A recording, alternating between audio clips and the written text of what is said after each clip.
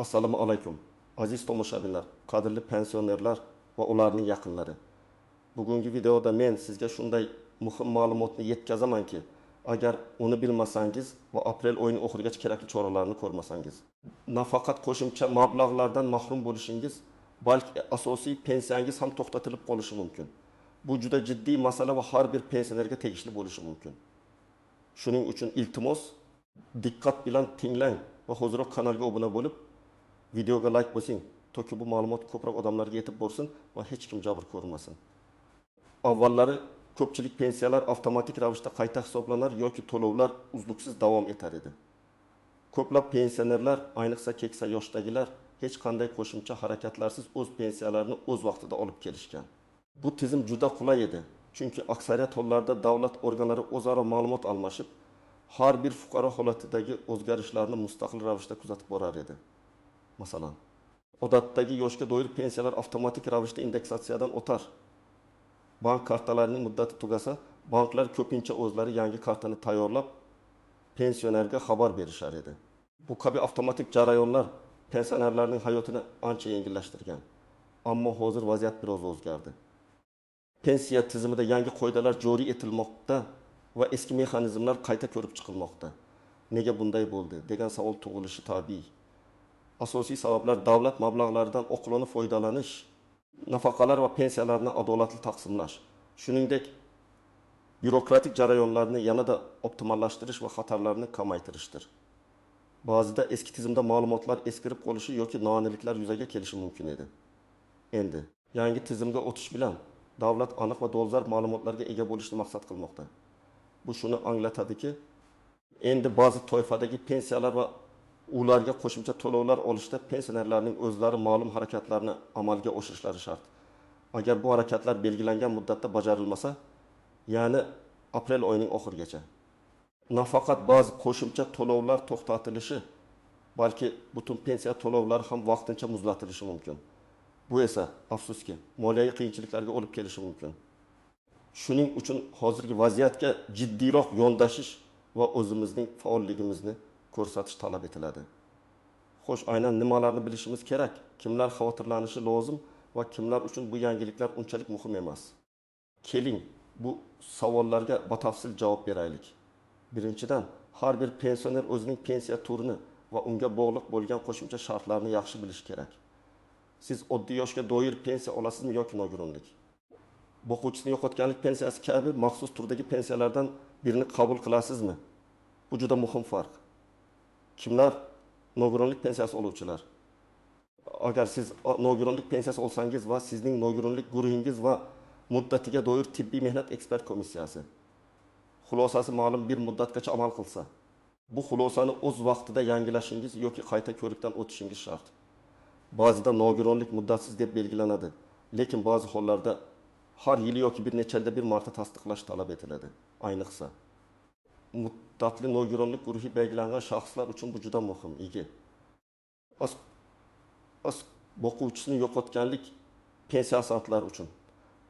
Agar siz boquvchisini yo'qotganlik pensiyasini voyaga yetmagan yoki o'qishda davom etayotgan farzandlaringiz uchun olayotgan bo'lsangiz, ularning o'qish joyi, ta'lim shakli va davomiyligi haqida pensiya jamg'armasiga muntazam ravishda ma'lumot berib turishingiz shart. Ko'pincha o'quv yurtlari o'quv yilining boshida ma'lumot yuboradi. Lekin ayrim holatlarda bu ma'lumot kechikishi yoki umuman yetib bormasligi mumkin. Shuningdek, farzandning o'qishdan haydalishi yoki o'qishni tugatish pensiya miqdoriga ta'sir qiladi va bu haqda pensiya jamg'armasini xabardor qilish kerak. 30 as qo'shimcha nafaqalar yoki imtiyozlar oluvchilar. Ba'zi pensionerlar maxsus xizmatlari yoshga ko'ra, masalan, avvalgi yoshdan oshgan yolg'iz kishilar yoki boshqa ijtimoiy sharoitlarga ko'ra qo'shimcha nafaqalar yoki imtiyozlar olishadi. Bu imtiyozlar ham ma'lum shartlar asosida beriladi va bu shartlarning davom etayotganligini vaqti bilan tasdiqlash talab qilinishi mumkin. Dirt, asriq bank kartasi yoki shaxsiy ma'lumotlarda o'zgarish bo'lganlar. Agar sizning shaxsiy ma'lumotlaringizda pasport seriyasi, yashash manzili o'zgarish bo'lgan bo'lsa yoki pensiya oladigan bank kartangizning muddati aprel oyida tugayotgan bo'lsa, siz ham darhol harakat qilishingiz kerak. Pensiyalar bank kartalariga o'tkaziladi va agar karta yaroqsiz bo'lsa, mablag' sizga yetib bormaydi. Kimlar unchalik xavotirlanishi shart emas.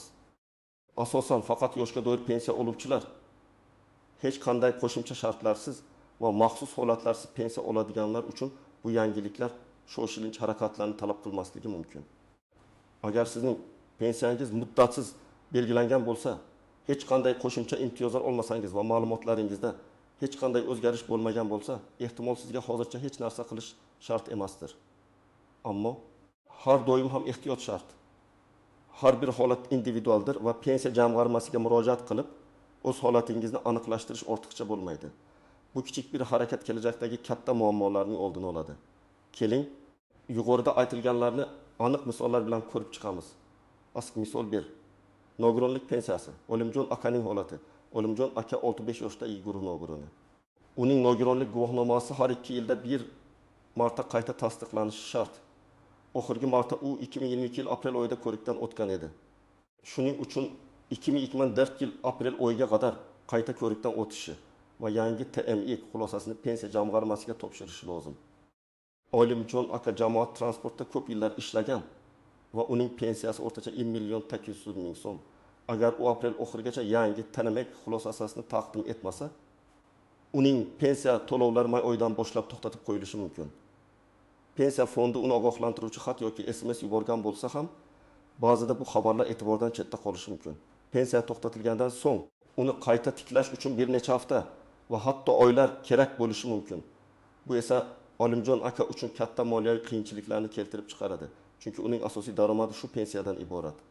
Jarayon: TMIga borish, ko'rikdan o'tish, xulosani olish va uni pensiya jamg'armasiga shaxsan topshirish yoki elektron xizmatlar orqali yuborish.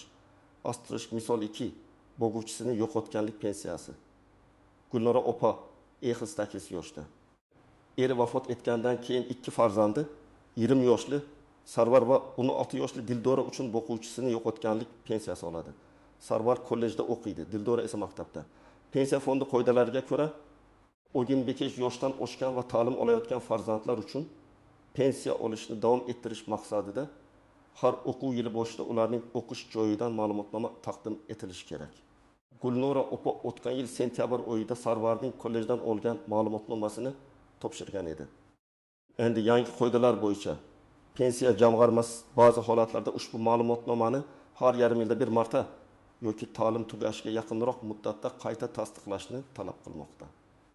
Agar Sarvarning o'qishi davom etayotganligi haqida aprel oxirigacha yangi ma'lumotnoma topshirilmasa, uning ulushiga to'g'ri keladigan pensiya qismi taxminan 600 ming so'm aprel oyidan keyin to'lanmay qolishi mumkin.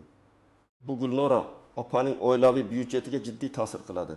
Chunki bu mablag' farzandining o'qish xarajatlari va kundalik ehtiyojlariga sarflanardi. Asq misol 3. Bank kartasining muddati. Toshmat boboning esdan chiqqan ishi. Asterisk Toshmat bobo 2 yoshda. Uning pensiyasi har oy bank kartasiga tushadi. Uning bank kartasining amal qilish muddati aprel oyida tugaydi. Toshmat bobo buni sezmagan yoki unga e'tibor bermagan. Pensiya fondi pulni o'z vaqtida bankka o'tkazsa ham, bank yangi karta berilmaguncha bu pullarni Toshmat boboga taqdim eta olmaydi. Bu aslida pulni yo'qotish emas, balki unga vaqtincha kira olmaslik degani. Lekin ko'p pensionerlar uchun har bir kun muhim va moliyaviy barqarorlikni saqlash juda muhim. Yangi kartani olish uchun bankka murojaat qilish, arizani to'ldirish va bir necha kun kutish kerak bo'lishi mumkin. Agar Toshmat bobo aprel oyining oxirigacha bankka bormasa, may oyida pensiyasini ola olmay qoladi va buning oqibatida kutilmagan moliyaviy qiyinchiliklarga duch kelishi mumkin. Asterisk misol 4. Yolg'iz keksalar uchun qo'shimcha nafaqa. Mahbuba ayaning parvarishi. Mahbuba aya 80 yoshda yolg'iz yashaydi va unga qarovchi shaxs mavjudligi uchun har oy qo'shimcha nafaqa oladi. Bu nafaqa har yili uning yashash sharoitlari va qarovchi shaxs mavjudligini tasdiqlashni talab qiladi. Odatda mahalladan komissiya kelib vaziyatni o'rganar edi. Ammo yangi tartibga ko'ra, ba'zida pensionerning o'zi yoki uning vakili bu ma'lumotni pensiya jamg'armasiga taqdim etishi lozim bo'lishi mumkin. Agar Mahbuba ayaning parvarishi yoki yolg'izlik holati aprel oyining oxirigacha tasdiqlanmasa, unga berilayotgan qo'shimcha 300 ming so'm nafaqa to'xtatib qo'yilishi mumkin. Bu mablag' Mahbuba aya uchun dorilarga va kundalik ehtiyojlarga ishlatilar edi. Shuning uchun uning yo'qotilishi uning hayot sifatiga salbiy ta'sir qiladi. Istisnolar, tuzoqlar va noaniq jihatlar har qanday qo'yda singari. Bu yerda ham istisnolar e'tibor berilishi kerak bo'lgan tuzoqlar va tushunarsiz jihatlar mavjud. Istisnolar bek, muddatsiz nogironlik. Agar sizning nogironlik guruhingiz muddatsiz deb belgilangan bo'lsa, sizga har yili tamayekdan o'tish yoki nogironlikni tasdiqlash talab qilinmaydi. Biroq pensiya jamg'armasi sizning ma'lumotlaringizni o'z tizimida tekshirishi mumkin. Shunga qaramay, har ehtimolga qarshi bu ma'lumotni o'zingizning pensiya jamg'armasi filiali orqali aniqlashtirgan ma'qul. 2. Astis yoshi katta pensionerlar, ba'zi hollarda juda keksa yoshdagi pensionerlar, masalan, 8 yoshdan oshganlar uchun ma'lumotlarni qayta tasdiqlash jarayoni soddalashtirilishi yoki ularning holati avtomatik ravishda uzaytirilishi mumkin. Lekin bu holatlar kam uchraydi va aniq qonuniy hujjatlar bilan belgilangan bo'ladi. Yana bir bor ta'kidlayman, o'zingizning holatingizni shaxsan tekshirish eng ishonchli yo'ldir. Ochiq elektron xizmatlar. Ba'zi hollarda hujjatlarni elektron tarzda topshirish imkoniyati mavjud bo'lishi mumkin. Masalan, e-pensiya.uz kabi portallar orqali. Bu ayniqsa zamonaviy texnologiyalardan foydalana oladigan pensionerlar yoki ularning yosh qarindoshlari uchun qulaylik yaratadi. Lekin bunday xizmatlardan foydalanishda ham elektron imzo va boshqa talablarni bilish muhim. Tuzoqlar va e'tibor berilishi kerak bo'lgan jihatlar. Noto'g'ri ma'lumotlar. Noto'g'ri yoki ishonchsiz manbalardan olingan ma'lumotlarga ishonmang. Har doim pensiya jamg'armasining rasmiy sayti, JAL markazi yoki shaxsan filiali orqali ma'lumotlarni tekshiring. Ba'zida ijtimoiy tarmoqlarda noto'g'ri yoki eski ma'lumotlar tarqalishi mumkin. Bu esa pensionerlarni chalg'itishi mumkin. 2. Jarayonning cho'zilishi. Asterisk hujjatlarni oxirgi muddatga qoldirmang. Agar siz aprel oyining oxirgi kunlarida murojaat qilsangiz, hujjatlarning ko'rib chiqilishi va rasmiylashtirilishi kechikishi mumkin. Bu esa pensiya to'lovlarining kechikishiga olib keladi. Har doim belgilangan muddatdan bir necha hafta oldin harakat qilishga harakat qiling. 3. Hujjatlar yetishmovchiligi. Kerakli hujjatlar to'plamini to'liq yig'masdan borish vaqtingizni va asablaringizni sarf qiladi. Oldindan pensiya jamg'armasidan kerakli hujjatlar ro'yxatini aniqlab olish zarur. 4. O'z-o'zidan bo'ladi degan fikr. Eng keng tarqalgan xato. Hamma narsa o'z-o'zidan avtomatik ravishda bo'ladi deb o'ylash. Yuqorida aytilganidek, yangi tizimda pensionerning o'zi ham faollik ko'rsatish talab etiladi. Bu mas'uliyatni o'z zimmangizga olish muhim. 5. Ogohlantirish xatlari, SMS xabarlarini e'tiborsiz qoldirmaslik. Pensiya jamg'armasi ko'pincha pensionerlarni pochta orqali yoki SMS orqali ogohlantirishi mumkin. Bunday xabarlarni doim o'qib chiqing va ularga jiddiy e'tibor bering. Telefon raqamingiz o'zgargan bo'lsa, bu haqda pensiya jamg'armasiga xabar bering. 6. Mahalla va ijtimoiy xizmatlarning roli.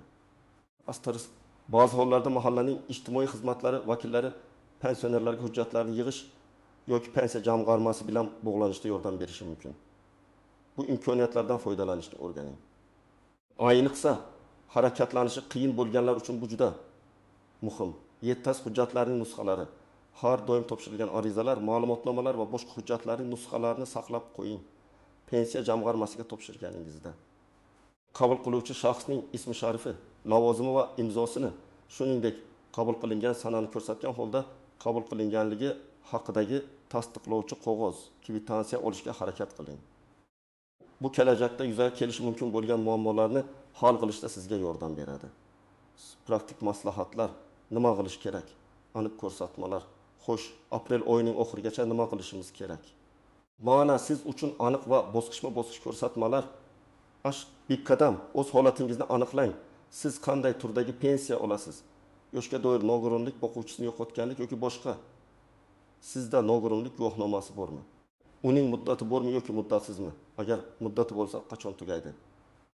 Aprel oyida tugaydigan bo'lsa, siz darhol harakat qilishingiz kerak. Farzandlaringiz uchun pensiya olasizmi? Ular qayerda va qaysi ta'lim muassasasida o'qiydi? Ular 18 yoshdan oshganmi? Ularning o'qishi davom etayotganini tasdiqlovchi ma'lumotnoma berish muddati kelmadimi? Sizda biron bir qo'shimcha nafaqa yoki imtiyoz bormi? Ularni olish uchun qanday shartlar bor edi va bu shartlar hozir ham amal qiladimi? Bank kartangizning amal qilish muddati qachon tugaydi? Agar aprel oyida tugaydigan bo'lsa, darhol bankka murojaat qiling. Yashash manzilingiz, pasport ma'lumotlaringiz yoki telefon raqamingizda o'zgarish bo'ldimi? Agar bo'lsa, pensiya jamg'armasiga xabar berish kerak. Asterisk 2 qadam. Kerakli hujjatlarni tayyorlang. Har bir holat uchun hujjatlar ro'yxati farq qilishi mumkin. Lekin umumiy holatlarda quyidagilar kerak bo'lishi mumkin. Pasport asli va nusxasi, pensiya guvohnomasi asli va nusxasi, nogironlik guvohnomasi yoki ta'yi xulosasi, agar nogironlik pensiyasi bo'lsa, o'qish joyidan ma'lumotnoma. Agar farzandlar uchun pensiya olinsa va ular 12 yoshdan oshgan bo'lsa, ma'lumotnomada ta'lim shakli, kurs va o'qish muddati aniq ko'rsatilgan bo'lishi shart. Bank kartasi agar muddatini tekshirish yoki yangilash kerak bo'lsa, boshqa tegishli hujjatlar, masalan, nikoh guvohnomasi, vafot etganlik haqida guvohnoma faqat ba'zi hollarda. Agar sizning nomingizdan boshqa shaxs harakat qilsa, uning pasporti va notarial tasdiqlangan ishonchnoma. Ichqadam mahalliy pensiya jamg'armasi filialiga murojaat qiling. Sizning yashash joyingizdagi pensiya jamg'armasi bo'limini aniqlang. Buni internet orqali, masalan, google.com orqali, pensiya jamg'armasi Toshkent, pensiya jamg'armasi Namangan kabi qidiruv orqali yoki mahallangizdan so'rab bilib olishingiz mumkin. Murojaat qilishdan oldin. Ularning ish vaqtini va qabul kunlarini aniqlab oling. Ba'zida telefonda maslahat olish ham mumkin. Telefon raqami orqali bog'lanish uchun yagona interaktiv davlat xizmatlari portali my.gov yoki pensiya jamg'armasining rasmiy saytida pulni tegishli ma'lumotlarni topishingiz mumkin. Ba'zi pensiya jamg'armasi bo'limlarining o'z call centerlari mavjud. O'sha ko'rqadam filialga tashrif buyuring va ma'lumotlaringizni aniqlashtiring. Tayyorlagan hujjatlaringiz bilan belgilangan vaqtda pensiya jamg'armasiga boring. Navbat kutishga tayyor bo'ling. Ertalabroq borish tavsiya etiladi. Mutaxassisga o'z holatingizni tushuntiring va aprel oyining oxirigacha amalga oshirish kerak bo'lgan barcha talablarni so'rang. Mening pensiya to'lovlarimni davom ettirish uchun qanday hujjatlar taqdim etishim yoki qanday harakatlarni amalga oshirishim kerak degan savolni aniq bering. Agar biror hujjat yetishmasa, mutaxassis sizga uning ro'yxatini beradi. Asbekadam ariza to'ldiring va hujjatlarni topshiring. Agar ariza yozish kerak bo'lsa, uni diqqat bilan va to'g'ri to'ldiring. Savollaringiz bo'lsa, mutaxassisdan so'rashdan tortinmang. Barcha kerakli hujjatlarning asl nusxalari va nusxalarini topshiring. Asl nusxalarni qabul qilgandan so'ng qaytarib olishingizga ishonch hosil qiling. Hujjatlaringiz qabul qilinganligi haqida tasdiqlovchi hujjat agar berilsa yoki arizangizning nusxasiga pensiya jamg'armasi shtampini qo'ydirib, qabul qilingan sanani va mutaxassisning imzosini oldirishga harakat qiling. Bu juda muhim. Alikadam, bank kartasi masalasida bankka murojaat qiling. Agar bank kartangizning muddati tugayotgan bo'lsa, pensiya oladigan bank filialiga shaxsan boring. Yangi kartani olish uchun ariza yozing. Odatda yangi karta bir necha ish kuni ichida tayyor bo'ladi. Yangi kartani olganingizdan so'ng uning to'g'ri faollashganiga ishonch hosil qiling. Yettikadan elektron xizmatlar agar qulay bo'lsa. Agar sizda elektron imzo bo'lsa va kompyuter yoki smartfon yordamida ishlashga o'rgangan bo'lsangiz, ba'zi ma'lumotlarni e-pensiya.uz gipotetik portal yoki my.gov uz portallari orqali tekshirish yoki topshirish imkoniyati mavjudligini bilib oling. Lekin bu usul ayniqsa keksa yoshdagilar uchun qiyinchilik tug'dirishi mumkin. Shuning uchun shaxsan murojaat qilish ishonchliroqdir. Unutmang, aprel oyi oxiriga qadar qilingan bu ishlar sizning moliyaviy barqarorligingiz garovidir. Bir oz vaqt va e'tibor sarflash orqali siz kelajakdagi katta muammolarning oldini olasiz va o'z pensiya to'lovlaringizni uzluksiz davom ettirasiz. Bu mas'uliyatni o'z zimmangizga oling, o'zingizning va yaqinlaringizning manfaatlarini himoya qiling. Umid qilamanki, bu video siz uchun juda foydali bo'ldi va siz endi nima qilish kerakligini aniq bilasiz. Izohlarda o'z fikringizni yozing. Bu video siz uchun foydali bo'lgan bo'lsa, albatta like bosing va kanalimizga obuna bo'lishni unutmang. Zero bizning kanalimizda siz uchun doim foydali va muhim ma'lumotlar taqdim etiladi. Sog' va salomat bo'ling aziz do'stlar.